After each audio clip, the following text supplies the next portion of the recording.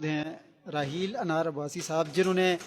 خصوصاً چھوٹے بچوں کے حوالے سے ایک کتاب بھی لکھی ہے آداب زندگی کے حوالے سے، تو ہم ان سے بھی جانیں گے اس حوالے سے بھی، اور جو وہ ایکسپو بھی موجود ہیں اور ان کے ایکسپو میں کیا آنے کے یہاں کیا تاثرات ہیں، وہ کیا سمجھتے ہیں یہ اسٹوڈنٹس کے لیے کتنا مفید تھا۔ السلام علیکم سر۔ وعلیکم السلام۔ اصل میں چونکہ میرا تقریباً 10 سال سے ٹیچنگ سے میرا شعبے سے میرا تعلق ہے، تو میں نے دیکھا کہ ہماری جو ٹیچنگ ہے ایک فارمل ٹیچنگ ہے، اور اس میں بچوں کو صرف تعلیم دی جا رہی ہے، اور اس میں ہمیں تربیت کی طرف بالکل بھی توجہ نہیں دی جا رہی۔ تو میں نے جب پورے پاکستان کے سلیبس منگوائے کھنگالے کہ ہمارے کے بچوں کی تربیت کے حوالے سے اس طرح کی کوئی چیز ہے، تو بہت معذرت کے ساتھ کہ شاید مجھے اس طرح کی کوئی چیز نہیں ملی۔ تو پھر میں نے سوچا کہ اگر کسی نے اس طرح کا کام نہیں کیا اور میں بیٹھ کے کوسنا شروع ہو جاؤں کہ کسی نے اس سے پہلے نہیں کیا، تو میں ہی کیوں نہ پہلا سٹیپ اٹھاؤں اور اس کام کو آگے لے کے آؤں۔ تو بنیادی طور پہ میں نے بچوں کی تربیت کے حوالے سے یہ کتاب لکھی ہے۔ اس کتاب کا بنیادی طور پہ مقصد یہ ہے کہ بچے آپ صلی اللہ علیہ وسلم کی سنتوں کو سمجھ کے روزمرہ زندگی میں انہیں اپلائی کریں، اور جس کی وجہ سے یقیناً دنیا بھی ان کی بہت اچھے طریقے سے گزرے گی اور آخرت میں یقیناً کا مقام ہوگا۔ یہ کتاب بیسکلی ایک اپنی نوعیت کی، بالکل میں نے جیسے پہلے بھی بتایا، ایک الگ نوعیت کی کتاب ہے۔ اس میں سب سے جو بنیادی چیز ہے، میں نے اس بک کو اس میں احادیث مبارکہ سے جتنے بھی آداب ہیں، مینرز جتنے بھی ہیں، وہ نبی صلی اللہ علیہ وسلم کی سنتوں سے وہ میں نے لیے ہیں، اور ان کو بالکل آسان اردو میں، بالکل ہماری 1 کلاس کے لیول سے میں نے اس کو یعنی سٹارٹ کرنا، اور یہاں سے 1 کلاس کے بچے بھی اس کو ایزیلی پڑھ سکتے ہیں۔ ان حدیث مبارکہ کو، اور ہر جو ہمارا مینرز ہے یا جو ادب ہے وہ ایک حدیث سے ریلیٹڈ ہے۔ پھر ہر سبق میں نے اس طرح کیا کہ 2 حدیثیں میں نے وہاں پہ ان کو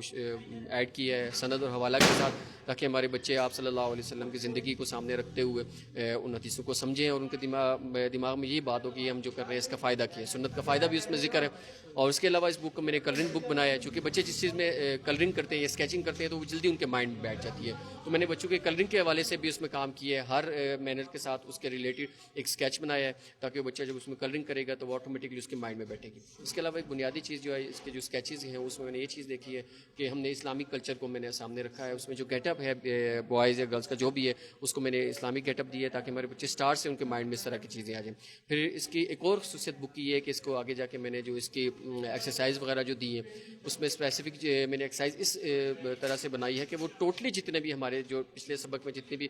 چیزیں ہیں، تاکہ وہ ٹوٹلی ہماری ایکسرسائز میں کور ہو جاتی ہے، اور کوئی ایک سنگل چیز بھی ایسی نہیں رہتی۔ اور پھر ایک اور خصوصیت اس میں یہ ہے کہ میں نے ٹیچرز کے لیے الگ سے ایکٹیویٹیز لکھی ہیں کہ بچہ کیسے پڑھے گا، کیسے اس کو آگے لے کے جائے گا، اور اسٹوڈنٹس کے لیے الگ لے کے آئے گا۔ تو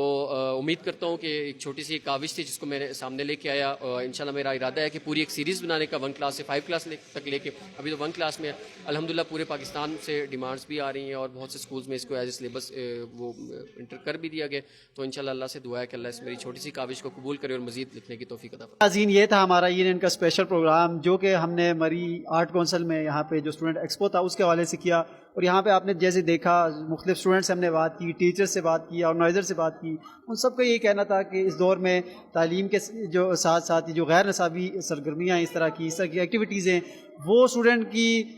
کے لیے بہت ضروری ہے، ان کو پالش کرنے کے لیے اور ان کے ٹیلنٹ کو ابھارنے کے لیے اس طرح کے پروگرام لازمی ہونے چاہیے، تاکہ ان کو سیکھنے کا کچھ موقع ملے۔ اسی کے ساتھ ہی این کی ٹیم کو اجازت دیجیے، نیکسٹ پروگرام میں پھر ملیں گے، تب تک کے لیے اجازت، اللہ حافظ۔